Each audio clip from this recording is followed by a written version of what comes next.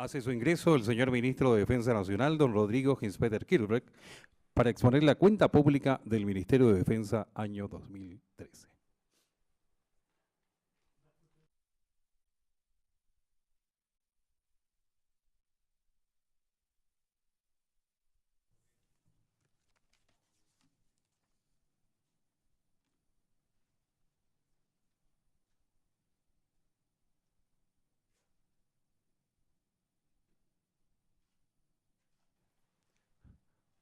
Le solicitamos tomar asiento.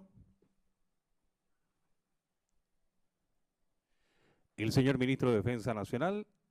expondrá la cuenta pública año 2010-2014 del Ministerio de Defensa Nacional.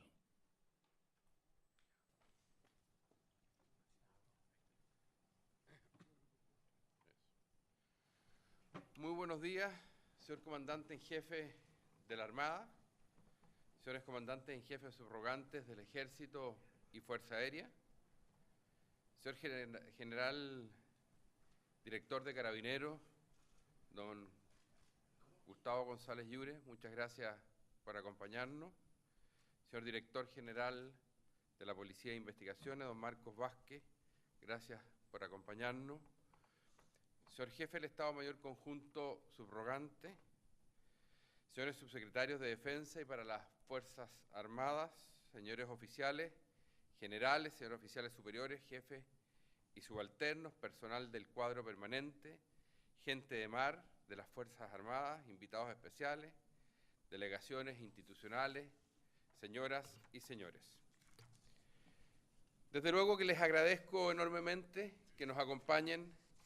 esta mañana, donde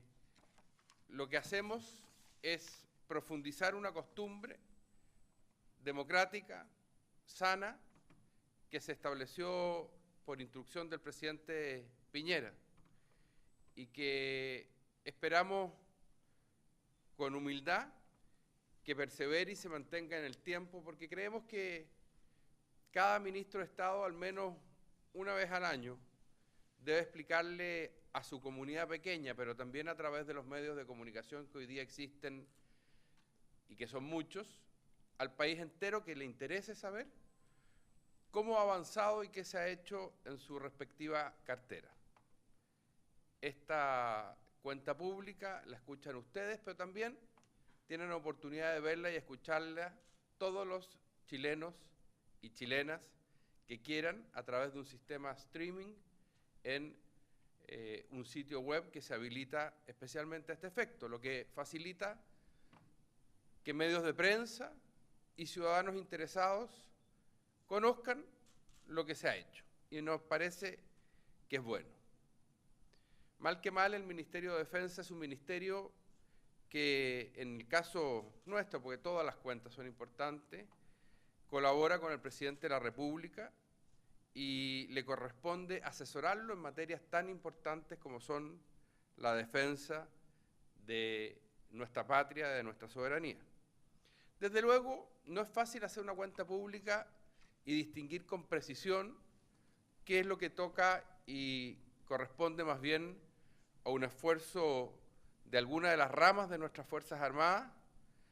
y aquello que corresponde y toca exclusivamente al Ministerio de Defensa. Muchas veces las actividades se mezclan y muchas otras los esfuerzos son compartidos. De modo tal que en esta cuenta yo procuraré mencionar lo que me ha parecido más relevante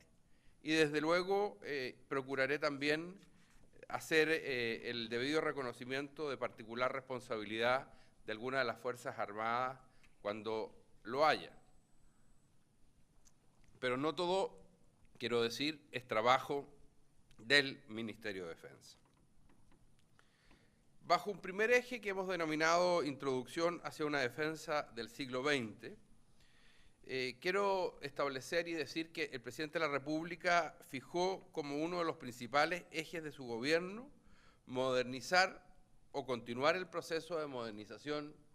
del sector de la defensa nacional en la línea de lo que él tiene como proyecto, que es colocar a nuestra nación, a nuestro Chile, como un país desarrollado. Si miramos hacia atrás, en estos 4 años, yo pienso que con una mano honesta en el corazón, podemos decir con humildad, pero también con orgullo, que hemos avanzado seriamente en el proceso de modernización de nuestras Fuerzas Armadas. Y desde luego, lo que constituye quizás el legado más histórico es el establecimiento completo de la nueva institucionalidad del Ministerio de Defensa, que se había establecido por una ley que se promulgó en la administración anterior, pero que necesitaba de la ejecución de sucesivos y no simples, muchas veces complejos, actos administrativos que permitieran disponer, como tenemos hoy día, de una Secretaría de Estado realmente capacitada suficientemente para colaborar en forma precisa, oportuna y activa con el presidente de la República en las materias que le son propias y que son tan importantes y sensibles como la defensa nacional. Dentro de la modernización institucional a que he aludido, en primer lugar quiero destacar que se dictó el Reglamento Orgánico de Funcionamiento del Ministerio de Defensa Nacional. Esta normativa regula las funciones, responsabilidades y atribuciones de los distintos órganos de este ministerio de acuerdo a la Ley 20.424. Es importante destacar que se dicta un reglamento porque muchas veces, y en esto todos hemos sido testigos, pasan años de años y los reglamentos que mandata una determinada ley se publiquen no terminan de ser nunca elaborados y publicados. Recuerdo, y discúlpenme que mezcle experiencias de otro ministerio, pero por ejemplo en la ley de violencia en los estadios, que ya era un cuerpo normativo superado y que nosotros cambiamos por uno nuevo con la ayuda naturalmente del Congreso, habían pasado cerca de 10 o 12 años y nunca se había dictado el reglamento de la primera ley de violencia en los estadios, lo que hacía que se tratara de una normativa totalmente acotada, coja, limitada, ineficiente. Bueno, aquí hemos dictado en un buen tiempo el reglamento orgánico de funcionamiento del Ministerio de Defensa y lo destaco porque muchas veces esta es la tarea que se deja para más adelante y como elaborar un reglamento requiere un trabajo minucioso, pormenorizado, normativo, muchas veces engorroso y hasta tedioso, creo que es importante destacar que se acometan también esos desafíos. Dictamos las instrucciones que permiten una mejor organización y funcionamiento del Estado Mayor Conjunto a través de la Orden Ministerial 130 del año 2012. Avanzamos en la consolidación de las plantas del personal del Ministerio, con lo cual hicimos carne y realidad un antiguo anhelo de los funcionarios de esta Secretaría de Estado. En ese contexto, la Subsecretaría de Defensa y la Subsecretaría de las Fuerzas Armadas, dentro de las disponibilidades presupuestarias, que ustedes saben mejor o igual que yo, son limitadas, se llevaron concursos públicos e internos para proveer 161 cargos. Con ello un número importante de las personas que cumplían funciones en la Secretaría de Estado en diferentes condiciones contractuales, y esto es muy importante, ingresaron a las nuevas plantas establecidas con decretos Fuerza Ley, previamente mediante los decretos de Fuerza Ley que corresponden a estos ámbitos,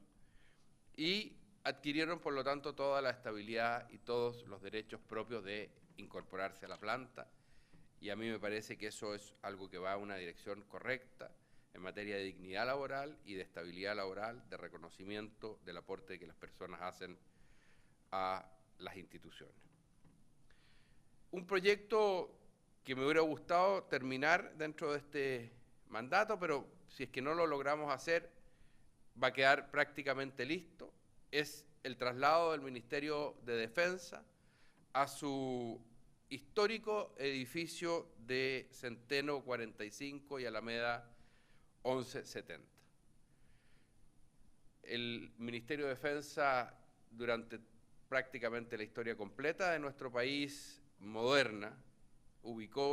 se ubicó en esas dependencias y a nosotros nos hubiera gustado y esperamos poder hacerlo aún, y si no lo hacemos, como ya he dicho,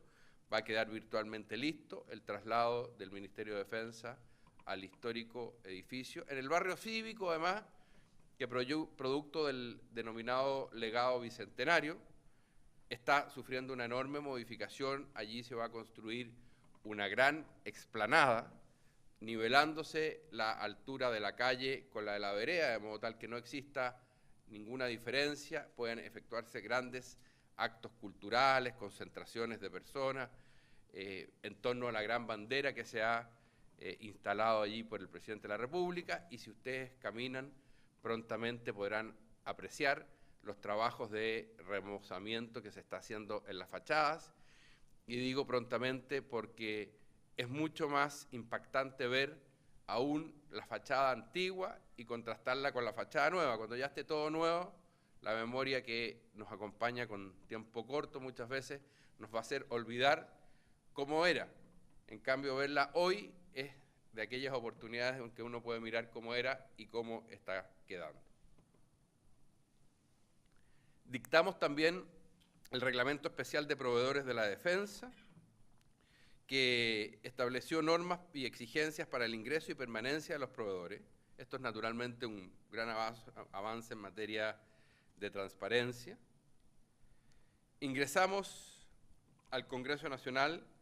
el proyecto que establece un nuevo mecanismo de financiamiento de las Fuerzas Armadas basado en capacidad estratégica de las mismas, que se encuentra actualmente en tramitación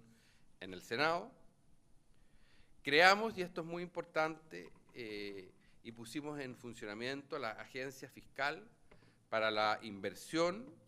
de los fondos provenientes de la Ley Reservada del Cobre. Hoy día los excedentes que provienen de la Ley de Reservada del Cobre, que son recursos fundamentales para el adecuado mantenimiento y sostenimiento de nuestras Fuerzas Armadas y que nos han dado una distinción estratégica que a mí me importa mucho que se destaque y se profundice. Y ese debate ojalá nunca se banalice, porque ha permitido que nuestras Fuerzas Armadas tengan certezas que es importante que tengan. Bueno, esos excedentes hoy día son tan importantes, reitero, manejados y administrados por especialistas del Banco Central, y me parece muy bien que así sea. Un país que se desarrolla, que se moderniza, combina las certezas que se le deben brindar a nuestras Fuerzas Armadas en materia de disponibilidad de recursos, con una administración especializada de ello, que se hace por instrucciones del Ministro de Defensa y el Ministro de Hacienda,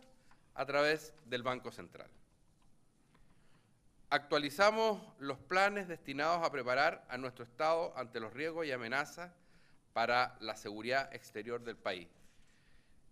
Tengo la impresión de que podemos decir,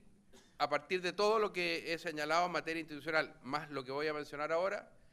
que nuestro país se encuentra en materia de defensa con todos sus papeles al día. Diseñamos nuevas metodologías para el análisis y estructuración de escenarios prospectivos y establecimos los probables riesgos y amenazas que puede sufrir nuestro país. Elaboramos, acorde a conceptos actualizados, los documentos de carácter político de nivel presidencial y ministerial para la seguridad exterior del país. Garantizamos la correspondencia de la planificación política con la planificación estratégica y establecimos las coordinaciones necesarias a nivel estatal para cumplir los objetivos planteados. Todos estos documentos que se expresan en frases que a veces tienen nombres que no son autoexplicativos, dan cuenta de un país que se encuentra desde su presidente hasta sus Fuerzas Armadas y de ahí hacia abajo a través de los canales de comunicación institucionales, preparado, claro y con planificación estratégica frente a una situación de amenaza a nuestra seguridad nacional o a nuestra soberanía nacional. Y es bueno, aunque somos un país con vocación de paz, que así sea, porque las Fuerzas Armadas cumplen un rol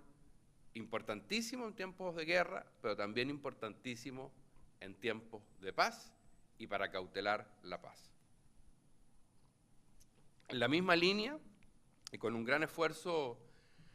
del subsecretario de Defensa, a quien quiero destacar y agradecer en esta materia, elaboramos la Estrategia Nacional de Seguridad y Defensa. Todas las ramas de nuestras Fuerzas Armadas tuvieron la oportunidad de participar y tomar parte y opinar y corregir el documento. Quiero decir, porque mucho se dijo, que en esta materia seguimos la tradición de muchas naciones desarrolladas y modernas que tienen su Estrategia Nacional de Seguridad y Defensa, y en un acto de destacable fraternidad democrática, porque no existía ni existe ninguna obligación de hacerlo, el presidente de la República, tratándose de una política obviamente de Estado, resolvió enviarle, conforme a una disposición constitucional que lo habilita para pedir la opinión al Senado de la República, enviar esta estrategia al Senado de la República para conocer su opinión. El Senado resolvió evacuar su opinión a través de la Comisión Unida de Relaciones Exteriores y Defensa, y luego de bastantes sesiones tenemos el compromiso de ellos de llevar su opinión a la sala dentro de los próximos días de enero, y si es así, una vez que revisemos sus observaciones, acojamos las que nos parezcan y desechemos las que no, estaremos en condiciones de dejar al país con una estrategia nacional de seguridad y defensa, moderna, con conceptos claros, actualizable naturalmente, no es un documento que no sea perfectible, que fija un horizonte a 12 años plazo y que cada gobierno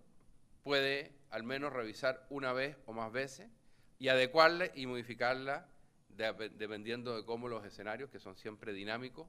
puedan ir variando. En materia de fortalecimiento del capital humano, me parece particularmente destacable el proyecto de ley que se envió y aprobó con el apoyo transversal de las fuerzas políticas de nuestro país, el aumento en un 60% de la asignación mensual a nuestros soldados conscriptos, alcanzando de ese modo una cifra mensual que ellos reciben de 75.000 pesos, anteriormente era poco más de 40.000 pesos, que naturalmente ayuda mucho al financiamiento, la autosustentación y eventualmente al aporte que muchos de estos jóvenes, hombres o mujeres, hacen a su familia, y se benefició cerca de 12.000 jóvenes de nuestro país. Entre otras cosas también, dentro del servicio militar, entregamos la posibilidad a los jóvenes soldados para finalizar sus estudios medios y básicos. Se le entregó a los soldados conscriptos de clase media, porque a los que estaban en quintiles más bajos ya lo tenían, una asignación de 20 puntos adicionales cuando postularan al subsidio habitacional entregado por el Ministerio de la Vivienda, como un reconocimiento al servicio que ellos están haciendo al país. Capacitamos mediante el programa CENSE también a quienes realizan este servicio, otorgamos naturalmente atención médica y dental gratuita, fortalecemos el programa de colocación en el mercado laboral mediante un sistema particularmente diseñado para ese efecto, y hemos brindado a estos jóvenes la posibilidad de acceder a becas de capacitación por un monto de hasta 1,5 millones de pesos, más un subsidio de locomoción. Y también una cuestión que venía desde hace mucho tiempo mal planteada,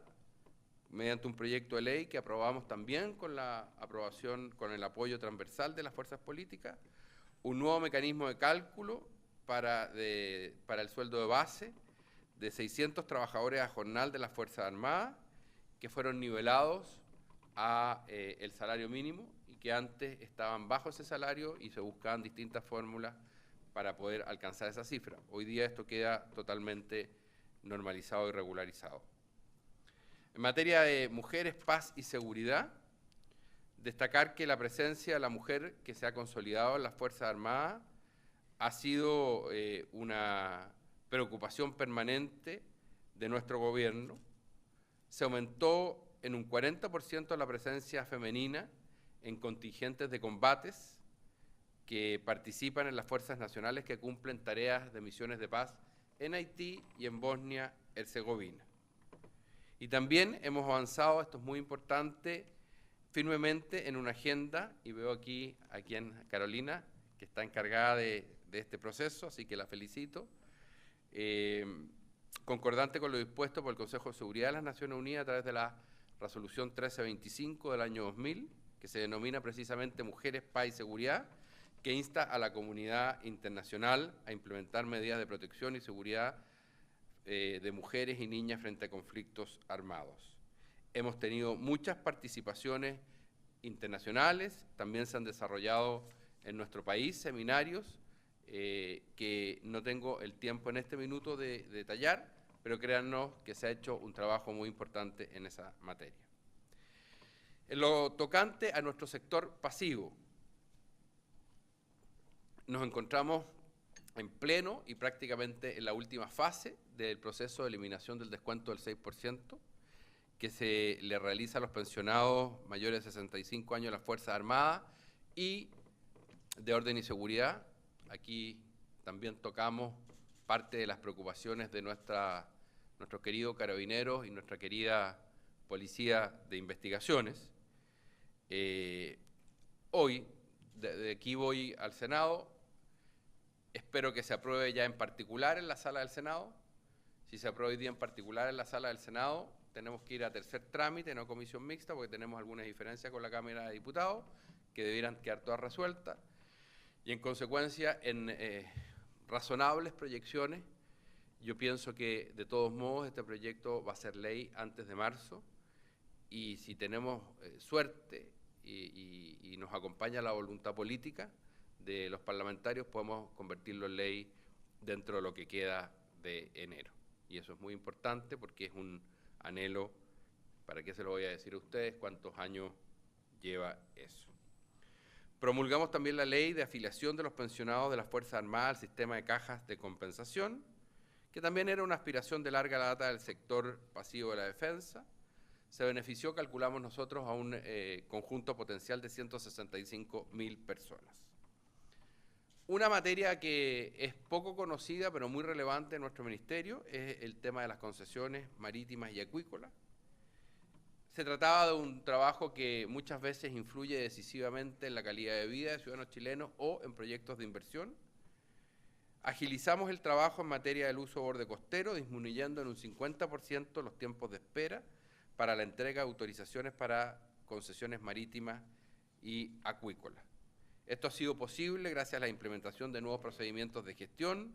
unidos a la habilitación de mecanismos de consulta vía página web, que han facilitado considerablemente los trámites. Actualmente existen 5.580 concesiones vigentes y en el año 2013 se ingresaron 629 concesiones marítimas y 662 concesiones acuícolas. En un proyecto inédito hicimos un convenio con el Ministerio de Bienes Nacionales.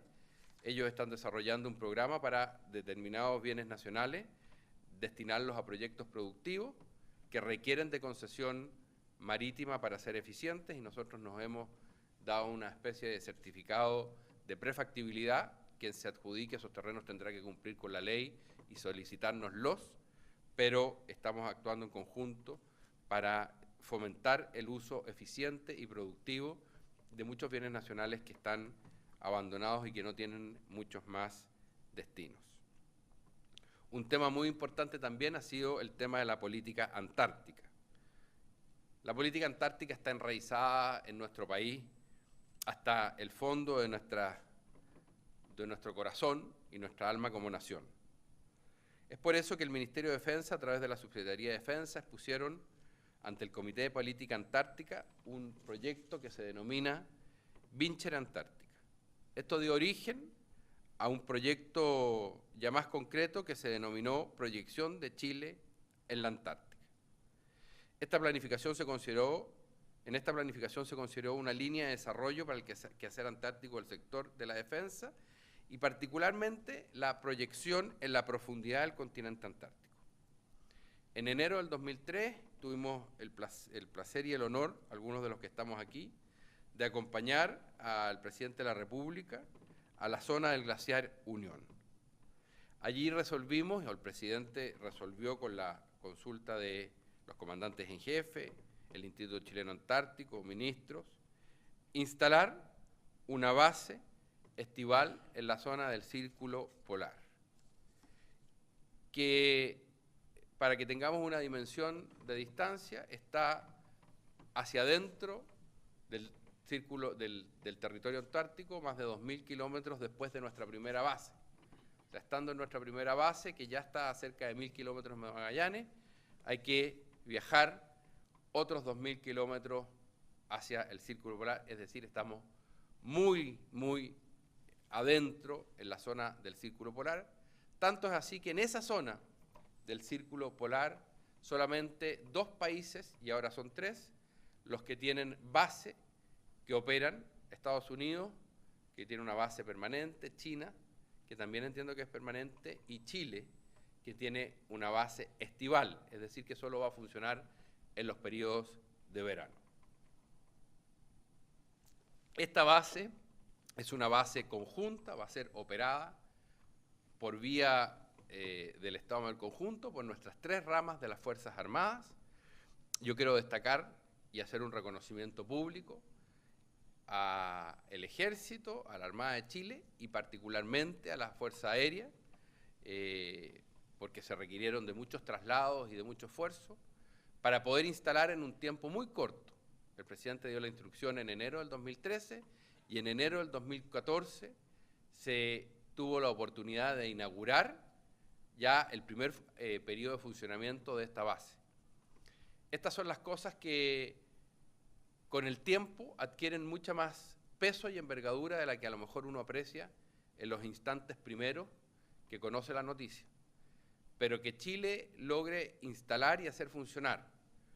en condiciones climáticas extraordinariamente adversas y pertenecer a un círculo tan pequeño de países como el que les he mencionado,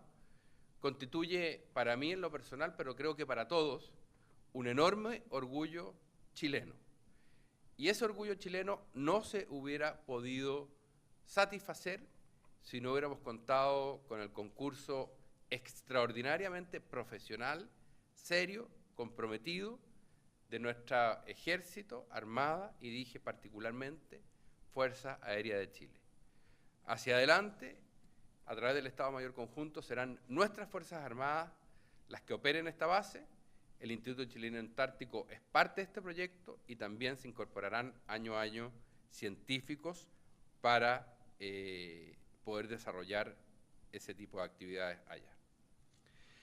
En materia de cooperación internacional, para nosotros siempre ha sido un eje importante, digo para nosotros como país. Chile siempre ha tenido una vocación de cooperación internacional porque gracias a Dios nuestro país tiene atributos para colaborar en el hemisferio del cual somos parte. Y por lo tanto, sin descuidar y sin dejar de potenciar otras instancias que me parecen igualmente relevantes, como es el sistema interamericano de defensa. Estoy pensando en la OEA, estoy pensando en la Junta Interamericana de Defensa, en relaciones con países de otros hemisferios. Naturalmente que todo lo referente a Sudamérica y Centroamérica debe ser parte de nuestra preocupación. Pero siento que nuestro país cometería un error de dirección estratégica y de visión de largo plazo si por cuidar un hemisferio descuida el otro. Ambos se requieren y ambos se necesitan y ambos deben ser en iguales condiciones lugares para que Chile exprese su vocación de colaboración. En ese sentido, hemos participado, como corresponde, en el Consejo de Defensa Suramericano de UNASUR. Hemos liderado un proceso para diseñar una metodología que permita estandarizar el inventario militar de los países suramericanos y su actualización periódica. Después de 7 años, retomamos el denominado 2+2 con Perú, que había sido suspendido, y tuvimos la oportunidad de estar con el canciller en el Perú, con el ministro de Relaciones Exteriores y Defensa peruano, y también con el presidente Humala. Participamos como expositores en el Foro Internacional de Seguridad en Halifax, donde resulta muy gratificante ver cómo los ministros de defensa de las principales potencias del mundo, de los países del G20, los países del G7, los países desarrollados, reconocen en Chile y particularmente en nuestras Fuerzas Armadas, para que vamos a ir más allá, gran competencia y gran profesionalismo. Y esto se extiende a todos, porque como tuve la fortuna de ser ministro del Interior y me tocó viajar en esa condición, también era recurrente el prestigio de nuestros carabineros y nuestras fuerzas de policía, PDI, y por lo tanto tenemos un conjunto de Fuerzas Armadas, de orden y seguridad, que realmente gozan de un prestigio bien ganado y bien fundado, porque no es inmerecido en todos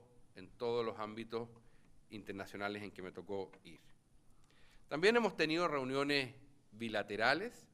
naturalmente con Argentina, un país muy importante, con el cual tenemos una de las fronteras más largas del mundo. He tenido reuniones bilaterales con el ministro de Defensa, hemos tenido las reuniones de 2+2,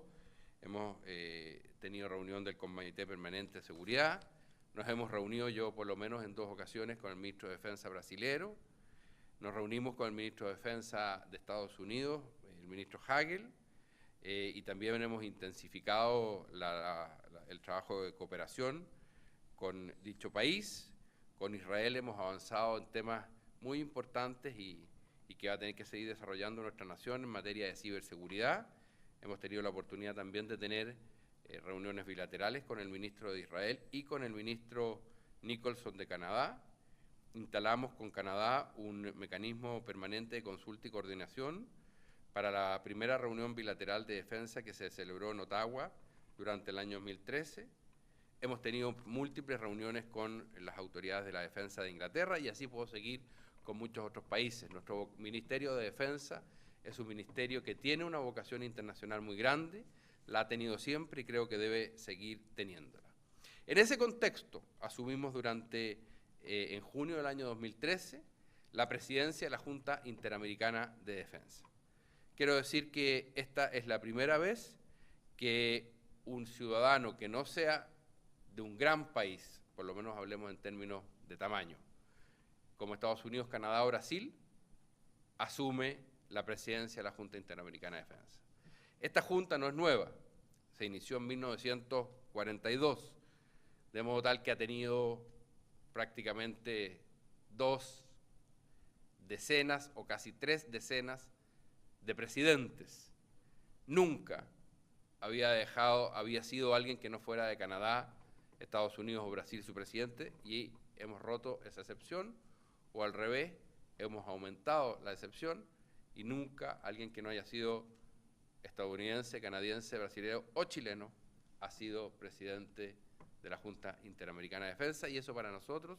es un gran orgullo, y lo vinculo con lo que les decía hace un instante, en el sentido que tenemos muchas instancias internacionales en que colaborar y no debemos focalizar, pienso yo, nuestra participación solo en una de ellas, descuidando las demás.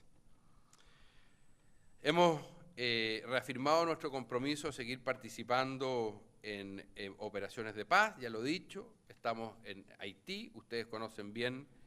esa participación, muy importante, ha ido disminuyendo, sí, considerablemente, hoy día estamos con algo más de 400 efectivos. Importante es que hemos integrado a esa participación a soldados hondureños y salvadoreños, lo que ha sido enormemente agradecido por esos países porque a Fuerzas Armadas que tienen un grado de desarrollo, diría, un poco más retrasado que el nuestro, les ha permitido compartir estándares de actuación de primer nivel como tienen nuestras Fuerzas Armadas. Y por lo tanto, esta es una medida de solidaridad latinoamericana que tiene nuestro país, nuestras Fuerzas Armadas, de incorporar y trabajar con países que tienen tantos desafíos en materia de seguridad y tanto que avanzar en el perfeccionamiento de sus Fuerzas Armadas, como en este caso Honduras y El Salvador. Quiero decir que en el caso del soldado hondureño se incorporó a una compañía combinada que tenemos con el Ecuador. De modo tal que Chile en Haití no solo ayuda a Haití, sino que se toma también de la mano con Ecuador, Honduras, Salvador y otros países de nuestro hemisferio latinoamericano o suramericano y centroamericano. Hemos también recientemente obtenido la aprobación del Congreso Nacional, del Senado, para que se mantengan las tropas allá, y permanecemos con misiones en Bosnia y Herzegovina con 15 efectivos, en Chipre con 14, en India, Pakistán con 2 y en el Medio Oriente con 3. También en el ámbito de la integración regional se puso en marcha y hoy día se encuentra perfectamente disponible, en condiciones de ser requerida por la ONU en cualquier momento, la Fuerza Binacional de Paz Combinada Conjunta Cruz del Sur que tenemos con Argentina. Hemos participado en ejercicios militares de la más alta importancia, destaco particularmente el ejercicio RIMPAC, que es el ejercicio multinacional más grande del mundo que organiza la tercera flota de los Estados Unidos. Lo importante es que la participación de Chile ha tenido un rol significativo y no meramente de observador en este tipo de ejercicios. De hecho, se desempeñó como comandante de grupo de tarea combinado un oficial chileno, el capitán de navío Luis Sánchez, y la verdad que eso constituye un acto de confianza de poner los países que integran este ejercicio a sus fuerzas al mando, dirección e instrucciones de un capitán de navío de nuestra Armada chilena. Constituye naturalmente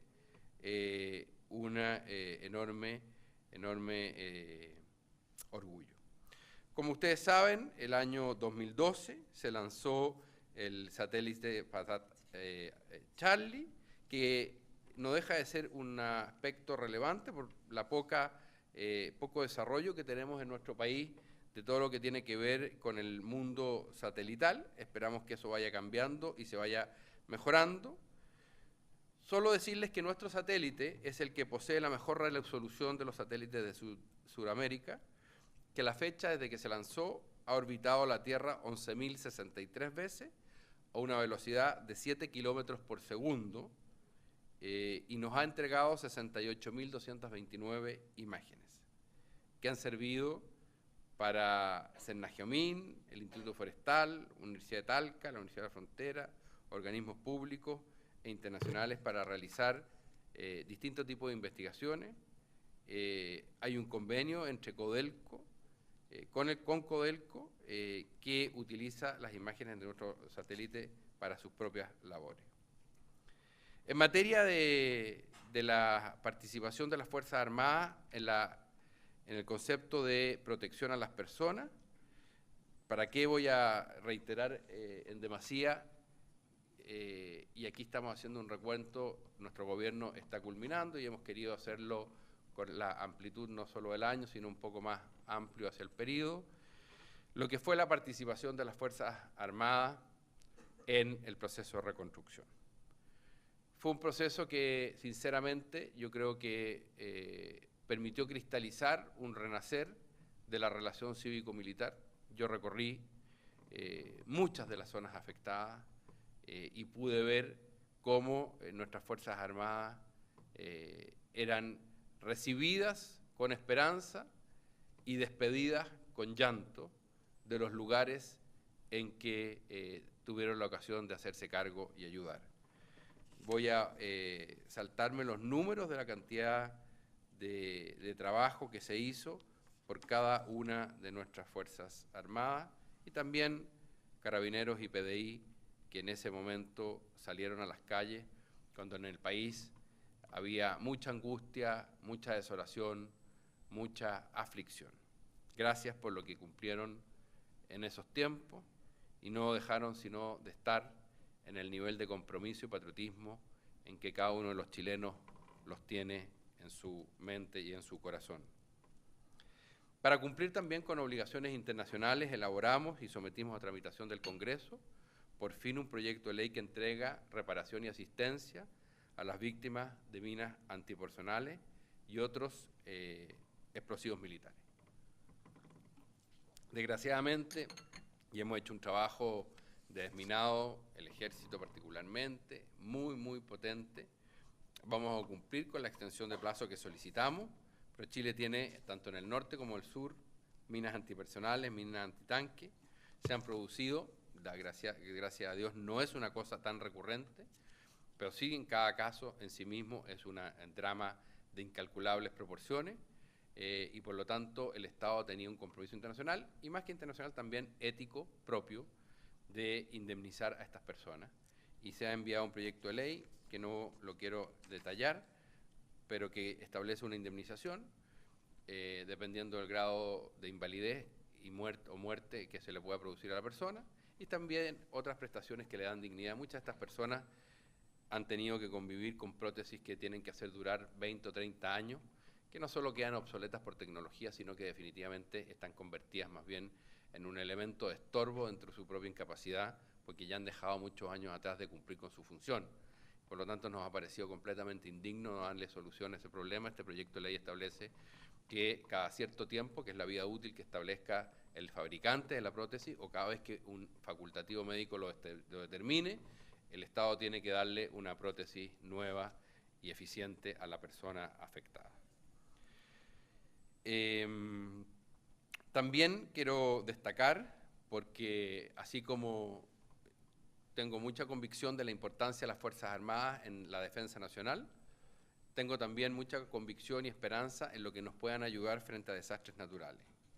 Y haciendo un pequeño repaso, nos recordábamos ayer la participación de nuestras Fuerzas Armadas en el volcán Puyehue, del Cordón Caulle, en junio del 2011, con 462 efectivos, el incendio forestal Torres del Paine, de la 12ª región, en diciembre del 2011, enero del 2012, con 1.124 efectivos, el incendio forestal en la 8ª región del Biobío y la 9ª región de la Araucanía, con cerca de 500 efectivos, el invierno altiplánico en la 1ª región y la región 15 de Parinacota, en marzo del 2012, el desborde del río Las Minas, en marzo del 2012, en la región de Magallanes, en la ciudad de Punta Arenas, con 303 efectivos, la erupción del volcán Copahue, los incendios de la región del Maule, y podríamos seguir. Lo que quiero decir es que nuestras Fuerzas Armadas, de orden y seguridad también, son instituciones que están destinadas, y lo hacen, a colaborar en casos de tragedias internas y de emergencias internas. Y me parece bien que así sea. Me parece bien que un país que invierte en tener Fuerzas Armadas capacitadas también pueda requerir de ellas cuando se produce una emergencia interna y no solo una amenaza externa. Y es por eso que cuando uno aborda el futuro de nuestras Fuerzas Armadas desde las perspectivas de su financiamiento, desde las perspectivas no solo de sus competencias, no solo tiene que mirar cuál es el contexto de amenazas externas, sino también cuál es el rol importante que cumplen dentro del país, dándole certezas y seguridades a una nación, que por lo demás, desgraciadamente en materia de emergencia, Chile tiene récords bastante lamentables, pero muy significativos en materia de sismicidad, de volcanes y de incendios forestales, aunque algunos de ellos aparentemente sean intencionales. No obstante, no solo en materia de colaboración en tragedias o emergencias, también quiero destacar la apertura de la Compañía Andina del Ejército de Chile en Cochrane, el año 2012, que constituye un precedente de gran relevancia geopolítica y estratégica en una zona muy aislada.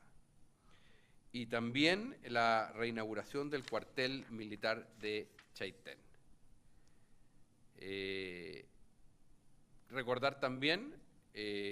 lo que hace la Armada de Chile a través del buque Sargento Aldea. Yo tuve la oportunidad de recorrer algunos operativos que hace, desplazándose de algún puerto en otro puerto y brindando atenciones médicas a muchos compatriotas que están esperando durante tiempo poder ser operados o simplemente revisados por un especialista. Y la Fuerza Armada, con mucho compromiso y con mucha eficiencia, a través del buque Sargento Aldea, que es un buque que tiene capacidades para hacer esto, me dicen que no lo llame buque hospital, pero es lo más parecido a un buque hospital, no sé cómo es el tema ahí, pero no se le puede decir buque hospital porque no lo es técnicamente, pero para los que no somos de la Armada, es como un buque hospital, tiene instalaciones de hospital, puede prestar y presta de hecho gran ayuda a la ciudadanía. Lo mismo la FACH, que realiza grandes ayudas en materia de traslados desde zonas extremas y zonas aisladas periódicamente. Estoy hablando de la ayuda que nos brinda nuestra Fuerza Armada, ya no en periodos de emergencia, como instalaciones estratégicas en Cochrane o en Chaitén, Sargento Aldea brindando atención médica, y traslados aéreos, alumnos de zonas aisladas, alumnos que viven en Isla de Pascua, que realiza habitualmente la FACH. También destacar la incorporación de la Fuerza Armada al plan Noche Digna. Desgraciadamente en nuestro país, en las noches frías de invierno, tenemos muchos compatriotas que duermen a la intemperie y muchas veces fallecen allí. El gobierno ha implementado un sistema para darles cobijo, noche y desayuno, un colchón y desayuno, y en eso la Fuerza Armada ha brindado gran ayuda. Existen naturalmente también operativos de hospitales modulares, operativos médico-dentales que realizan nuestras Fuerzas Armadas, y eso las coloca, como ya he dicho, en un plano de instituciones extraordinariamente importantes y con una presencia que debe hacerse tan visible como la justicia requiere que lo sea, no solo en su función primordial, sino también en aspectos cotidianos de nuestra vida. Así es que, para terminar y no quitarles más tiempo, yo quiero decir que durante el gobierno del presidente Piñera nos hemos ocupado de institucionalizar el Ministerio de Defensa, nos hemos ocupado hasta donde hemos podido, y en lo que hemos fallado pido disculpas, de reconocer a nuestras Fuerzas Armadas el rol importante que tienen y que deben seguir teniendo en nuestro país.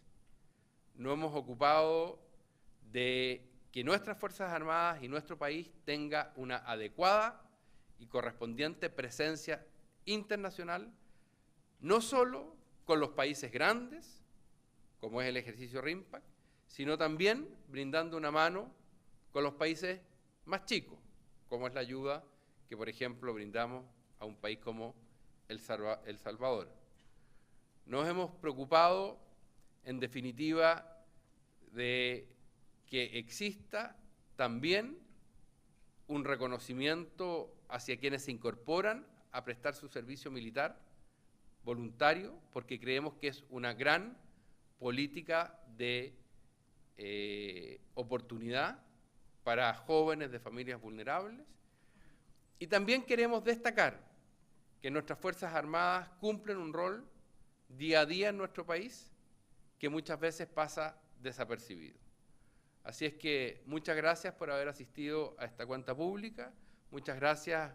a los comandantes en jefe, titulares y subrogantes que nos acompañan, muchas gracias al general director de Carabineros por haber venido a acompañarnos, muchas gracias al director general de nuestra Policía de Investigaciones, gracias a todos que les mencioné al inicio de esta exposición. Y finalmente, particulares gracias a dos grandes subsecretarios que han acompañado a este ministro durante el tiempo que lo ha sido, el subsecretario de la Defensa, general Óscar Izurieta, y el subsecretario de las Fuerzas Armadas, don Alfonso Vargas. Ambos son ex general, ex diputado, pero son muy buenos subsecretarios en la actualidad. Muchas gracias a todos.